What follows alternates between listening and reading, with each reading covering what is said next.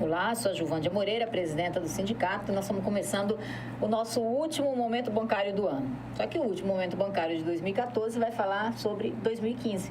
O que a gente espera para 2015, né? O que os trabalhadores esperam para 2015, como é que vai estar economicamente o Brasil em 2015, como está o Congresso Nacional, que obviamente muita coisa passa pelo Congresso Nacional, né? Muitos projetos de lei, muita coisa que interfere na nossa vida, do cidadão, do trabalhador, passam no Congresso Nacional, e nós vamos conversar um pouco de o que a gente espera para 2015 e o que a gente também pode fazer para que 2015 seja melhor, né? E cada vez melhor.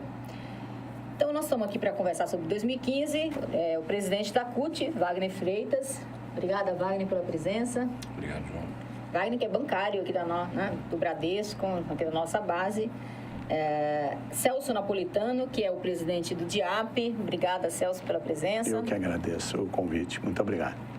E Moisés Marques, que é coordenador do Centro de Pesquisa 28 de Agosto, que será a nossa futura Faculdade dos Bancários. Obrigado. Obrigada, Moisés, pela presença. Bom, então, eu queria conversar com vocês sobre as perspectivas para 2015. E aí, vou começar aqui pelo presidente da CUT, né, Wagner Freitas. Wagner, o que os trabalhadores esperam para 2015? A CUT teve e as centrais tiveram uma reunião com a presidenta. Como é que foi? O que está acertado? Aí tem alguma negociação marcada? Então, primeira coisa, Ju, eu espero que os trabalhadores não se orientem pela imprensa, né? Porque se eles forem se orientar pela imprensa, pela Folha de São Paulo, pela Globo, né? Eu acho que o Brasil não passa de segunda-feira, né? A catástrofe está estabelecida, nada funciona. Nós vivemos aqui a pior crise da nossa história, não é isso? Obviamente que esse tipo de construção que eu acho que a imprensa faz é para prejudicar os trabalhadores. É para depois você ter, o empresariado ter, por exemplo, a justificativa de que não pode dar aumento de salário, por exemplo, os bancários, os bancos, porque a economia não permite. Eu não me lembro dos últimos anos, pelo menos, de que todo final do ano algum economista disse que o ano seguinte será pior. É uma constante. Para os trabalhadores será sempre a mesma coisa. Nós vamos ter que ter organização, muita luta, fortalecer os sindicatos, fortalecer a luta coletiva. Nós precisamos pressionar o governo. É um governo de coalizão, é um governo que tem gente muito boa, mas também tem uma gente muito conservadora. Você tem um Congresso Nacional, pior Congresso Nacional da Constituição da nossa história, conservador, machista, absolutamente formado por representantes dos empresários. Os bancos têm um monte que eles pagaram para virar deputado lá. Então, nós vamos ter que ter muita luta, muita organização. Disputar a agenda política também é coisa importante. Nós elegemos política, isso. Vocês tiveram essa reunião com a presidenta? Tem alguma coisa... Duas coisas importantes da reunião com a presidenta. Primeiro, que a presidenta garantiu que continua com a política de valorização do salário mínimo. Isso é muito importante, até porque o Joaquim Levy está indo para o Ministério da Fazenda. Ele é um daqueles que ficava ajudando a escrever esses artigos de que valorização do salário causa inflação. E a presidenta já disse que o governo é dela, ela que foi eleita, é uma política de governo, não é de ministro.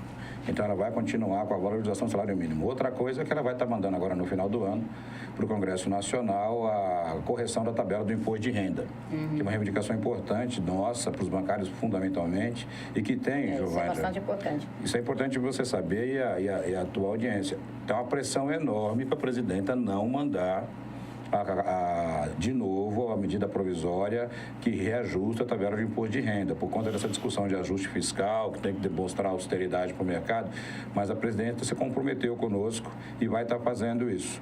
Agora também nós temos que ter mobilização. Se a gente não mobilizar, não pressionar, nem a presidenta, nem o Congresso vai nos dar nada. Nós temos que arrancar as coisas. Os bancários têm que ir lá dizer para os seus deputados, né? Exatamente. Deputados que eles votaram que essa é uma reivindicação importante dos trabalhadores. Uma outra coisa, o fator previdenciário, teve alguma... Como é que ficou nessa discussão com a presidenta? O fator previdenciário, vamos ter uma negociação, uma mesa específica de negociação entre o governo e as centrais sobre o fator previdenciário. Fique claro que a posição nossa é o fim do fator previdenciário. O fator previdenciário faz com que você que está me ouvindo agora, como trabalhador e trabalhadora, tem que trabalhar mais para se aposentar ganhando menos. É isso que faz o fator previdenciário. Então, nós queremos que ele acabe, ou no limite que tenha algum atenuante para que o trabalhador não seja prejudicado. Vamos lembrar que essa é uma herança maldita do Fernando Henrique, né? Que inventou o fator previdenciário no final do mandato dele, mas agora nós temos, evidentemente, que voltar como era antes do fator. Muito bem. Deixa eu perguntar aqui para o Celso, já que o Wagner falou que muita coisa do que ele falou vai passar, obviamente, no Congresso Nacional. Como é que é esse novo Congresso que vai assumir agora em janeiro do ano que vem? Como é que está a configuração? O Wagner falou sobre a questão da catástrofe que é vendida pelos jornais, pela mídia, pela grande mídia, pelos meios de comunicação. A questão é que o Congresso Nacional é complicado. Esse Congresso Nacional eleito nessas últimas eleições é muito conservador. Conservador demais, o companheiro Wagner já piorou muito. O Wagner já colocou aqui que o empresariado patrocinou muita eleição, quer dizer, correu muito dinheiro em termos de patrocínio de eleição. A eleição ficou muito cara. A bancada sindicalista reduziu consideravelmente, a bancada empresarial aumentou consideravelmente e a bancada conservadora dos deputados que chegam lá e não tem ideologia alguma, não tem partido, não segue linha programática, mas que se juntam em blocos, né? O problema é negociar com o Congresso que não tem liderança partidária, porque quando você tem liderança partidária, a presidente da República pode negociar com essas lideranças. Mas, no caso, se você negocia com uma liderança partidária e os seus representantes do partido não seguem, é porque eles seguem as próprias convicções, ou as convicções dos blocos que se organizam lá dentro. E esses blocos são sempre mais à direita e mais conservadores e mais voltados ao empresariado. O que você chama de bloco tem a ver, por exemplo, como o pessoal fala, a bancada da bala. A bancada da bala, a bancada... Hoje tem... Não é bala Juquinha. Não é bala Juquinha. Bala Juquinha é uma Bel. Não é bala doce. O da bala doce é uma Bel, que é conservador também, porque tinha um biscoito uma Bel. É bala-bala. É bala-bala. Tem a bancada da bala, tem a bancada da bola, né? Tem a bancada dos empresários do ensino. A minha origem eu sou presidente da Federação dos Professores do Estado de São Paulo, que representa professores do ensino particular e trabalhadores de estabelecimento de ensino.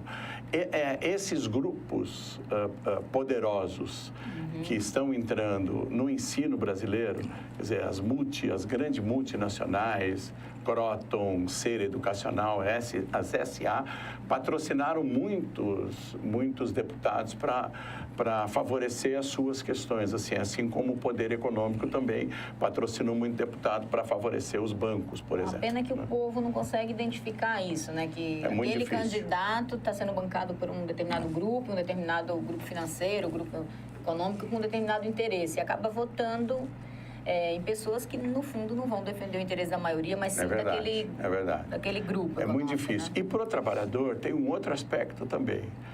Nós estamos vivenciando, nos últimos tempos, o judiciário legislando algumas questões dos trabalhadores.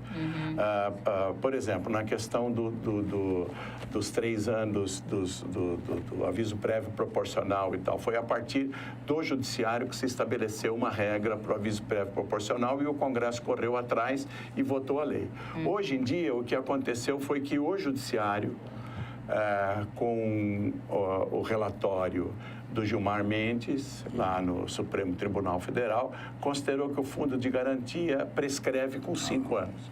Essa é a pior derrota que os trabalhadores poderiam ter tido no judiciário. E não foi por uma questão legislativa, foi por uma questão jurídica. Isso que é e ruim, o fundo né? de garantia não mexe só com a minha conta, ele mexe com o sistema financeiro, ele mexe com o sistema de apoio à política de inclusão social, do fundo imobiliário, do financiamento imobiliário, etc. Hoje em dia, com a decisão do judiciário, as empresas não precisam mais depositar o fundo de garantia.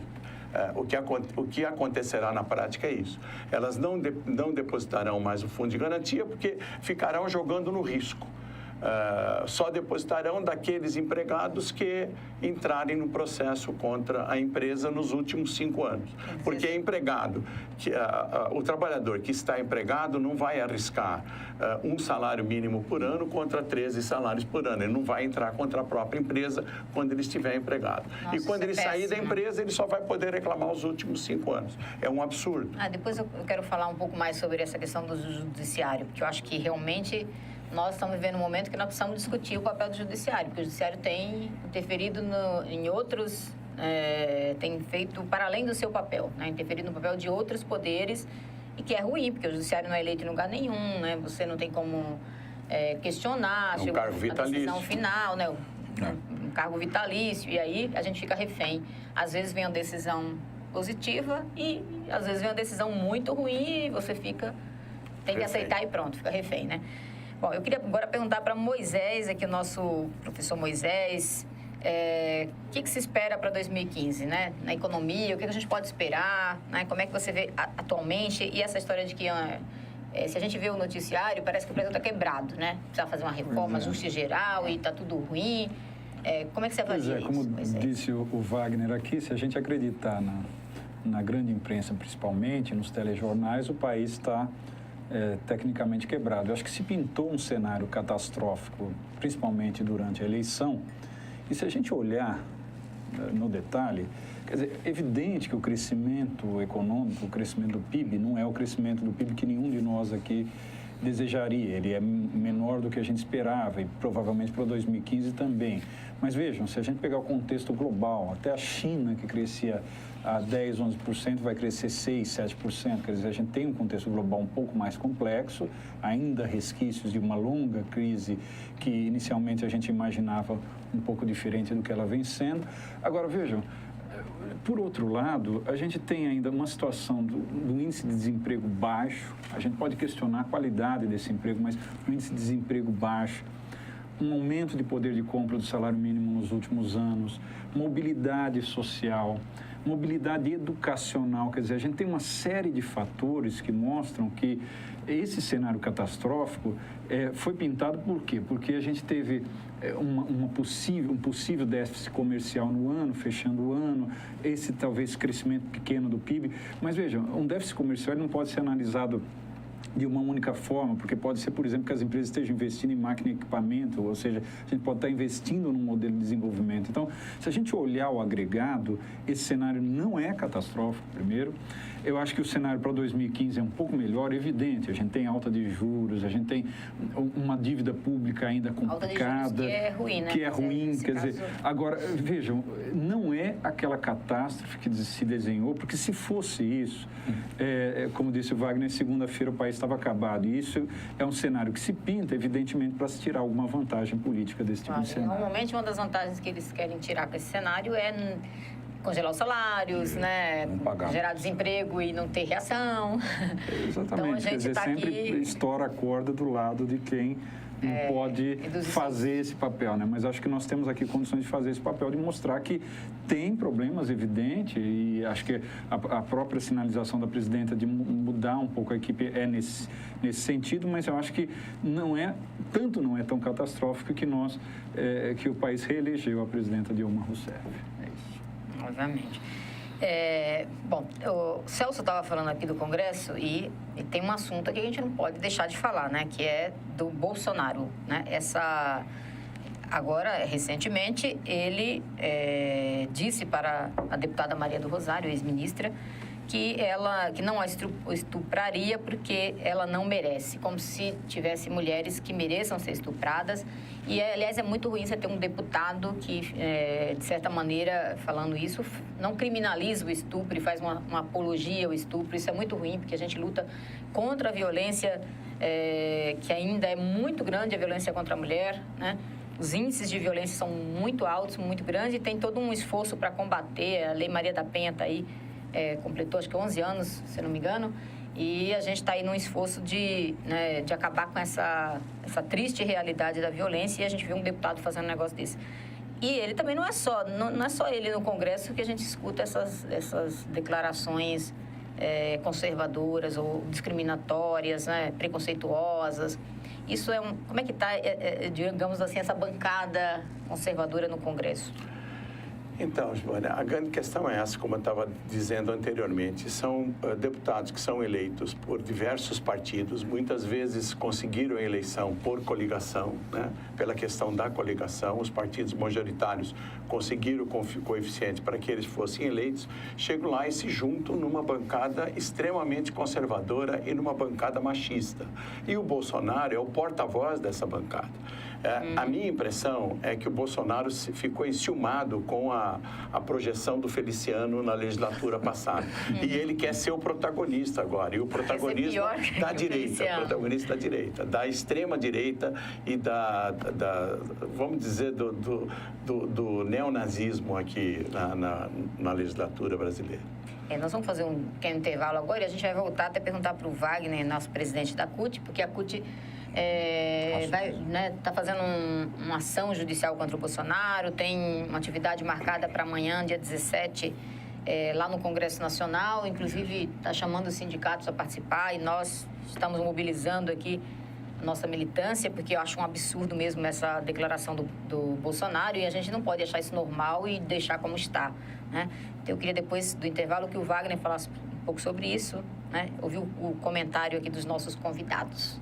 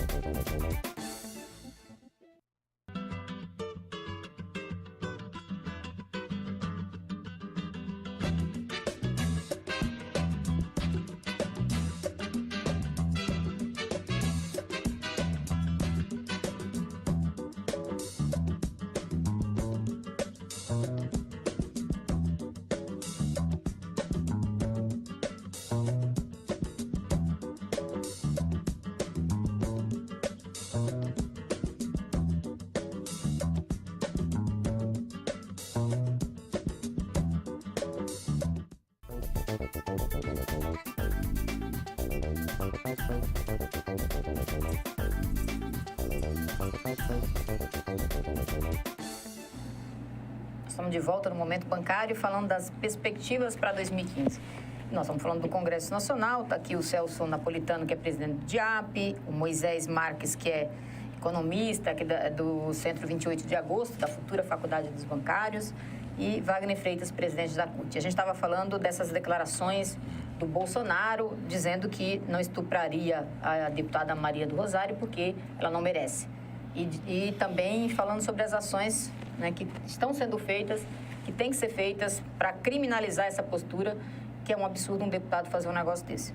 Wagner, o que a CUT está fazendo em relação a essas declarações? Eu sei que já tem posição da direção nacional, né, das mulheres cutistas, dos sindicatos cutistas. Nós mesmos estamos aí engrossando as fileiras de quem quer que ele seja punido, porque um deputado não pode falar isso. Primeiro, lamentar quem votou no Bolsonaro, né? Porque o Bolsonaro faz isso há muito tempo. E lamentar mais ainda que ele elegeu um Bolsonaro em São Paulo, que é um filho que acha a mesma coisa que o pai. Nós vamos entrar com uma representação no Ministério Público Federal, porque nós não podemos entrar com uma ação judicial para criminalizá-lo, porque a legislação não permite. Tem que ser só a Maria do Rosário, essa questão individual. Mas a CUT vai entrar com uma representação no Ministério Público Federal, solicitando que o Ministério, sim, criminalize, peça a criminalização dessa atitude estúpida do Bolsonaro. E mais do que isso, nós vamos pressionar a Câmara dos Deputados, viu, Moisés, Celso, Juvândia. Não é possível que todos os outros deputados, homens e mulheres, da direita e da esquerda, vão concordar em dividir o parlamento. O parlamento é uma instituição da sociedade com desculpe a palavra, com um boçal desse que é o Bolsonaro. Machista, preconceituoso. Será possível que nenhum deputado vai se levantar? De qualquer que seja o partido, ou os deputados que estão lá também, os deputados concordam que as mulheres devam ser estupradas e escolhidas para isso. É um absurdo. Se eu fosse deputado, eu me indignaria, porque ele está manchando o parlamento. Também nós vamos orientar, pode ter certeza, os nossos sindicatos, as nossas trabalhadoras, a mandar recados pessoais para o Bolsonaro, né? Criminalizá-lo é uma atitude, a outra nós temos que desmoralizá-lo na sociedade. Sabe por quê, João? Porque lamentavelmente, o Bolsonaro falou uma coisa que tem muita gente que concorda. O Brasil está passando por um momento difícil que tem muita gente exacerbando no direito de perseguir as pessoas. Então, aqui tem que ter liberdade de religião, liberdade de opção sexual, liberdade de escolha de partido político. E não pode ter intolerância, não pode ter violência. Você não pode ir para as ruas pregando violência, quebrando, dilapidando, né? Não respeitando a opinião da outra pessoa. O que o Bolsonaro representa é isso, é essa falta que nós estamos tendo no Brasil de paciência de conviver com o contraditório, com o diferente. Isso é muito ruim para a democracia. Agora, no caso específico do Bolsonaro, ele é um parlamentar que foi eleito, é parlamentar e foi reeleito. Nós queremos fazer uma ação de que ele não consiga tomar posse. Porque o que ele fez viola o decoro parlamentar e viola a coisa que eu acho mais importante, são os direitos humanos. Nós demoramos tanto para conquistar e lutamos tanto, e o Bolsonaro jogou uma pedra em cima disso e deu um tapa na cara de todos nós, homens e mulheres do Brasil. Nós temos que reagir. Mas os partidos políticos, alguns partidos políticos já entraram com representação e eu vi que estava marcada para hoje, né, Celso, essa discussão sobre a cassação do Bolsonaro, sobre a aceitação daquela representação. Foi o PT, o PCdoB, o PSOL, o PSB e... acho que esses, né? Esses 4 partidos. E o PSTU, se não me engano. E o PSTU, acho que é isso. Representaram... E houve já várias manifestações na tribuna da Câmara contra a idiotice que esse cidadão proferiu. Porque eu já estou numa posição de nem pronunciar mais o nome desse cidadão, né? Aliás, ele nem cidadão pode ser, né? Porque ele atenta contra a dignidade das pessoas, contra a dignidade da mulher, principalmente. Como eu disse, ele está fazendo ele está protagonizando um papel na Câmara Federal, que, como o companheiro Wagner colocou, de agregar todas essas pessoas que têm esse instinto discriminatório contra os homossexuais, contra os mais pobres, contra os nordestinos, contra as pessoas que eles reputam de classes sociais diferentes e de posição econômica diferenciada. São, na verdade, com o perdão da palavra, da sua audiência, são os imbecis. E o Bolsonaro, ele representa a agregação desses imbecis todos no bloco dos imbecis da Câmara dos Deputados. É verdade. E a gente tem que tomar cuidado com quem que a gente vota, né? Porque, de repente, a gente está votando numa pessoa e essa pessoa vai prestar um desserviço para a população, um desserviço para o nosso país. Tem que tomar muito cuidado em quem a gente vota. Moisés, eu queria que você falasse um pouquinho também desse cenário do sistema financeiro aí para 2015. Assim, eu tenho essa alta dos juros, acho que ela é ruim porque ela proporciona que o rentismo né, se perpetue, né, avance, que é uma luta entre o setor produtivo e o rentismo, né? E, na verdade, a gente precisa lembrar o seguinte, quer dizer, quanto mais você financeiriza e quanto mais você faz o rentismo ter pujança, você gera mais desigualdade. Se a gente pegar um estudo que fez um tremendo sucesso em 2014 de um economista liberal como o Thomas Piketty, que é o Capital no século XXI, ele comprova ali, por A mais B, que a financiarização gerou mais desigualdade. Quer dizer, então, quando você tem um aumento de taxa de juros, e a gente vem tendo um aumento de taxa de juros aí constante nos últimos tempos, isso significa o seguinte, os bancos vão ganhar mais dinheiro. Tem estudos recentes que mostram que 5% mais ou menos do PIB está comprometido com dívida pública. Quer dizer, quem é o detentor da dívida pública no Brasil em geral? Os bancos.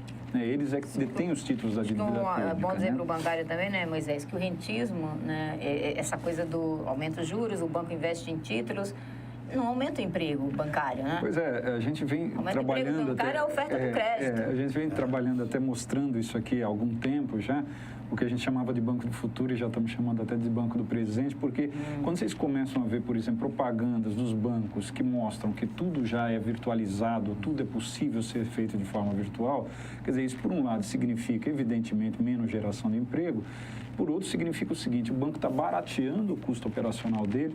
A gente mostrou dados da Febraban, uma transação de um banco há 5 anos custava 31 centavos, hoje custa 23 centavos em média, quer dizer, ele barateou a transação bancária, aumentou o número de transações por agência bancária, diminuiu o número de transações no canal agência, hoje já é menos de 10%, e aumentou nos canais virtuais. Quer dizer, o que o banco está fazendo? Ele está fazendo o cliente trabalhar para ele, está diminuindo o número de trabalhadores, ou pelo menos não aumentando uma conjuntura de aumento de crédito, e está conseguindo ainda baratear o custo operacional. Quer dizer, para os bancos, o cenário continua muito bom, e isso demonstra um pouco aquilo que os meus colegas aqui da mesa, o Wagner e o Celso demonstraram, que os bancos continuam financiando candidatos e bancando candidaturas, evidentemente porque o cenário para eles não está ruim, muito pelo contrário. E o que a gente tem que fazer para 2015? Continuar se mobilizando, né? Se mobilizando para a gente tentar verificar se é possível um novo patamar de desenvolvimento para o país, um novo modelo de desenvolvimento, trabalhar um modelo de desenvolvimento que não sucumba ao rentismo, à financiarização, e, ao mesmo tempo, continuar se mobilizando. Quer dizer, como o Wagner demonstrou logo no início, seja nesse cenário, a gente já se mobilizou em cenários em que a gente tinha uma ditadura militar, quanto mais uma democracia. Então, temos de nos mobilizar, achar novas formas de mobilização e demonstrar para a população o seguinte: os banqueiros continuam aí, continuam ganhando dinheiro com boa parte do empresariado. Agora, pintam um cenário catastrófico para poder, evidentemente, retirar direitos dos trabalhadores. Por isso que a gente precisa se organizar cada vez mais, participar das lutas, porque ano 2015 será também um ano de lutas. Ô, Wagner, eu queria, falando disso, né, de ano de lutas, a reforma política está na agenda da CUT, está na agenda dos sindicatos, cutistas, né, da sociedade, aí, né, dos movimentos sociais. Eu queria que você falasse um pouco sobre isso. E também depois queria que o Celso comentasse, né, nesse congresso aí, como é que fica essa pauta da reforma política? Olha, gente, a reforma política nós precisamos, Celso, Moisés, Giovândia, popularizar isso. As pessoas não sabem o que é reforma política. Né? Eu sei que o bancário é bastante consciente, é inteligente, mas a desinformação que a mídia faz impede que as pessoas saibam a importância da reforma política. Se você tivesse que destacar um item nesse conjunto de para coisas... facilitar, é bem complexo, tem várias, mas uma coisa nós precisamos fazer, Joana, que nós não conseguimos fazer nada mais. Mas uma coisa nós temos que fazer: precisa acabar com o financiamento empresarial de campanha. O financiamento empresarial de campanha é o seguinte: os empresários vão lá, sabe quanto custa mais ou menos para eleger um deputado federal em São Paulo? 15 milhões de reais. O sujeito, se não tiver 15 milhões de reais, a possibilidade de se eleger deputado federal é quase nenhuma em São Paulo. Quem pode financiar isso? O empresário. Se você investe 15 milhões de reais num deputado, é para ele fazer o que você pede para ele fazer. Não é para ele fazer o que o povo quer que ele faça. E aí as pessoas acham que elege o Congresso Nacional. Elege nada, elege quem os grandes empresários determinam e colocam na mídia para ser escolhido. Vocês escolhem entre os deles, não escolhem entre todos. Né? Claro que tem, por exemplo, um sindicato forte como o nosso, categoria forte como a nossa, que tem liderança política, que as pessoas se elegem por liderança política. Nós temos nossos deputados aqui, mas se elegem por liderança política. Foram presidentes do sindicato e a categoria os elegeu. Né? Agora, nós precisamos acabar com o financiamento empresarial de campanha e tem que ter financiamento público de campanha. Já vamos dizer... Isso não, Wagner, não fale em financiamento público de campanha, porque a mídia vai dizer que é para financiar político, e político é corrupto, e político é ladrão. Quer tirar dinheiro da saúde, quer tirar dinheiro da educação. Isso é ladainha, gente. Financiamento público de campanha significa você dar condição para que todos tenham direito igual de concorrer a uma vaga na Câmara dos Deputados, no Senado ou na vereança, por exemplo. O Estado controlando esse processo. Não pode... Claro, e a possibilidade de deputados se elejam, mas para fazer o interesse do povo. É muito mais barato para o povo fazer o financiamento público do que o financiamento privado. Preste atenção nisso que o Celso falou aqui, João. É absurdo o que acontece no Congresso Nacional. Então, você tem a bancada religiosa, a bancada da bala, a bancada ruralista, a bancada da bola, do futebol. Agora, você tem que ter lá pessoas que sejam preocupadas com os direitos dos cidadãos. Ele não pode... Isso, precisava ter a bancada do povo. Ele não pode ser lá, eleger um nicho da sociedade que ele vai defender, porque foi esse que o bancou. Então, nós precisamos acabar com isso. E vocês vão ser chamados a debater isso, e a mídia vai falar que, se nós propusermos qualquer tipo de financiamento público, vão dizer que é para financiar corrupto. Não é. É para democratizar, para que, inclusive, vocês que estão me ouvindo, que queiram ter participação política, possam fazer em igualdade de condições do filho do Ike Batista, do filho do dono do Bradesco, do Itaú, ou daqueles que são apadrinhados por ele, financiados por ele. Deixa eu perguntar para o Celso. Bom, uma proposta dessa no Congresso Conservador, e que é eleito assim... Não passa. Não passa. E, portanto, o que nós precisamos fazer para isso passar? Sem pressão, sem a mobilização da sociedade, não passa. Se depender dessas pessoas que forem eleitas dessa maneira, com este tipo de financiamento, não passa. Então, há várias propostas para discutir essa questão de uma maneira muito séria, como o Wagner colocou. Você colocou bem, com o financiamento público de campanha, você democratiza a eleição e você elege a bancada do povo, aquela que efetivamente o povo quis colocar lá. Essa última falação do Wagner foi muito importante. As pessoas que estão nos ouvindo teriam condições também de se candidatar, porque teriam condições de reivindicar a sua parcela do bolo público, do dinheiro público, que está sendo alocado aos partidos, para que eles pudessem também levar a sua proposta e também pudessem eleger e disputarem com igualdade de condições com outras pessoas. A falácia na questão aí é dizer que está tirando dinheiro de outros setores para poder patrocinar políticos. Na verdade, esse dinheiro está promovendo uma democratização. E com uma eleição de uma bancada voltada para os interesses do povo, certamente você vai economizar o dinheiro da corrupção. E certamente você vai economizar o dinheiro que sai pelo ladrão. Se você então, a sociedade, com financiamento privado... Isso, com certeza, vai sair ganhando, efetivamente. Também acho, porque quando você acaba com o financiamento privado, em especial das empresas, você tem mais... Fecha uma porteira para... que está acontecendo aí, o que a gente vê historicamente, né? Que, aliás, historicamente a gente não via, né? Agora aparece. Por que não fazer um plebiscito com a população? Sim, que é uma coisa que é uma proposta a gente defende, né? Deixa a população dizer o que... Nós defendemos que vocês decidam. Vamos fazer um plebiscito nacional. Essa Câmara dos Deputados que estão aí não vai fazer reforma política, gente. Porque eles vão atentar contra eles mesmos. Eles foram financiados. Então, nós precisamos que a população é que decida, num plebiscito chamado pelo Estado, qual o modelo político eleitoral que você quer, você, companheiro que está me ouvindo. Não é o deputado que está lá. Se deixar pelos deputados que estão lá, eles vão se autodefender. A CUT defende, e nós fizemos um plebiscito popular, que aliás a Giovana ajudou 8 muito, milhões fantástico, de assinaturas, né? Com contra tudo e contra todos, nós coletamos 8 milhões de assinaturas virtuais e físicas, solicitando que o governo convoque um plebiscito e que tenha a possibilidade da gente participar. Está na hora do povo tomar a rédea das suas vidas em suas mãos. Isso é super importante, de maneira coletiva. Bom, gente, tá muito boa a conversa aqui, mas o programa acaba rápido, o tempo passa rápido, quanto melhor a conversa, mais rápido passa, né?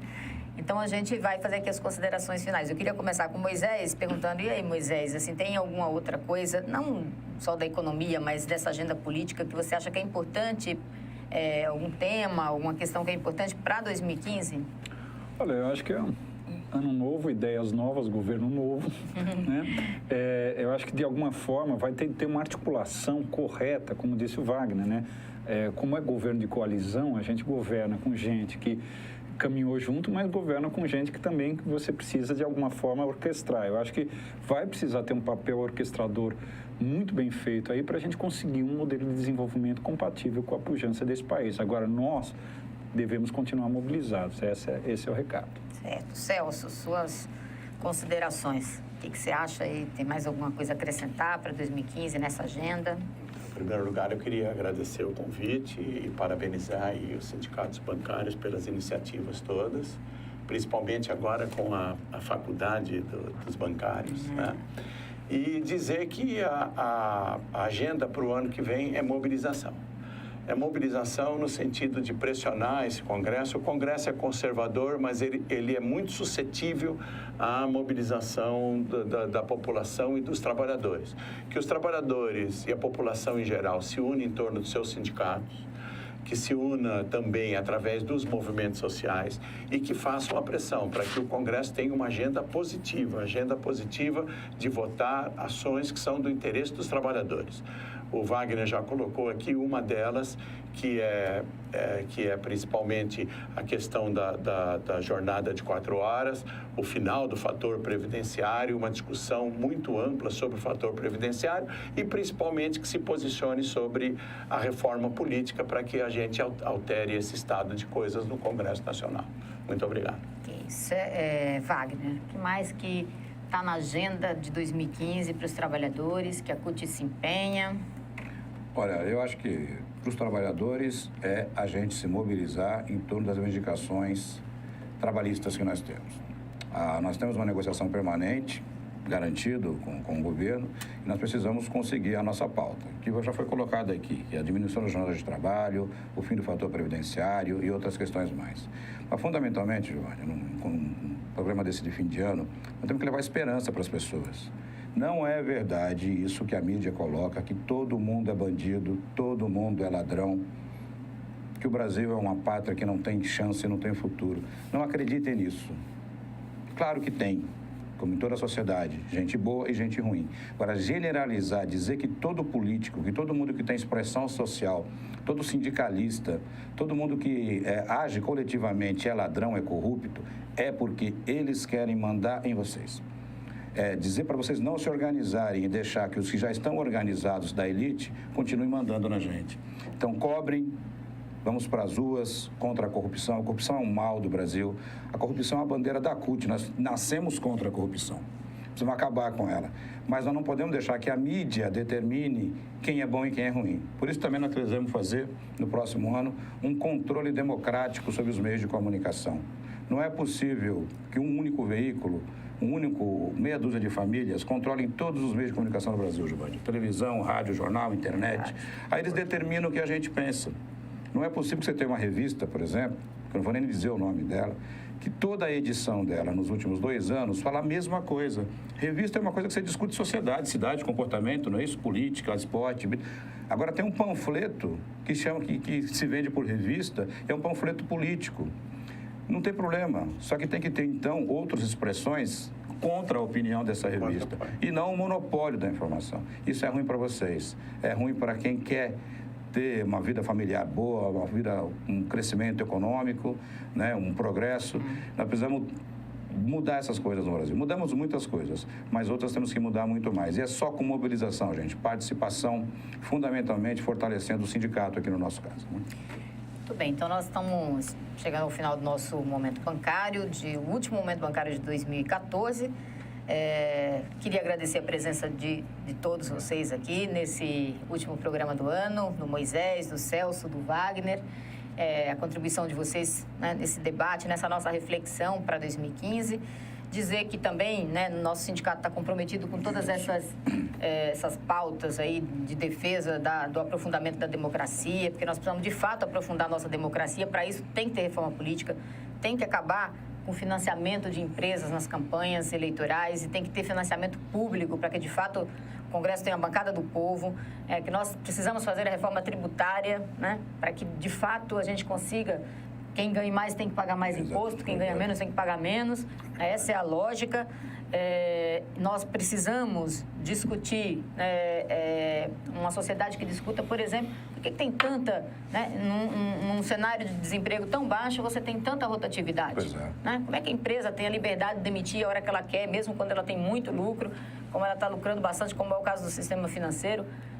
Isso é importante para a sociedade, são pautas importantes para serem discutidas, né? E nós vamos continuar defendendo o emprego, defendendo o salário, defendendo a distribuição de renda, porque só assim nós vamos viver numa sociedade melhor, mas que seja melhor para todo mundo, não para uma minoria, né? Que seja melhor para todos, que tenha igualdade, que tenha liberdade, e liberdade significa também isso que você falou, ter democratização dos meios de comunicação, não para acabar com a Globo, com o SBT ou com a Record, mas para que tenha outras iniciativas, outros grupos, inclusive os trabalhadores, o movimento social, o sindical, tenha a possibilidade de ter um canal de televisão que também diga o que pensa sobre as coisas, sobre o mundo, para que a gente não tenha o pensamento de 6 famílias sendo massificado no Brasil inteiro né? Quando você tem no Brasil inteiro tanta coisa rica acontecendo, né? Cultura local, que não tem espaço na televisão, que é só o que eles escolhem para colocar. E você deixa de divulgar, de fortalecer a cultura, de fortalecer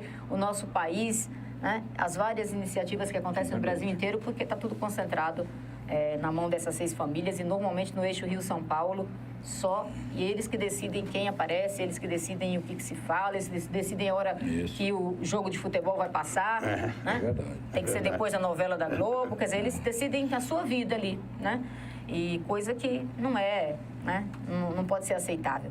Então, nós vamos continuar lutando e a gente tem que pensar mesmo o que a gente quer de bom para 2015. E o sindicato está aí com uma iniciativa, que é a Árvore dos Desejos. A gente está aqui na praça, na rua, no centro de São Paulo, né? Porque o sindicato tem uma ligação meio umbilical com o centro de São Paulo. Porque a rua é nossa, a rua é do povo, o povo tem que ocupar a rua. Então, a gente está com a Árvore dos Desejos, está pedindo para você, bancário e bancária, mandar os seus desejos para 2015, que nós vamos colocar na árvore. E no dia 22, a gente tem a Corrida dos Desejos. E é só coisa boa, né? O que nós queremos para 2015? Nós queremos, por exemplo, o sindicato já discutiu que quer que tenha água em 2015. Nós não podemos faltar água, né? Então, nós queremos que mude essa forma de gerir a água, inclusive, para que seja um bem público e não um negócio, uma coisa que você vende, uma mercadoria, que você coloca lá na bolsa de valores, você tem que dar lucro e depois você não reinveste esse dinheiro porque você tem que dar lucro para os acionistas. Então, a gente quer que 2015 chova bastante, tenha muita água, e a gente quer também que 2015 tenha salário, tenha emprego, tenha casa própria, tenha educação, tenha saúde.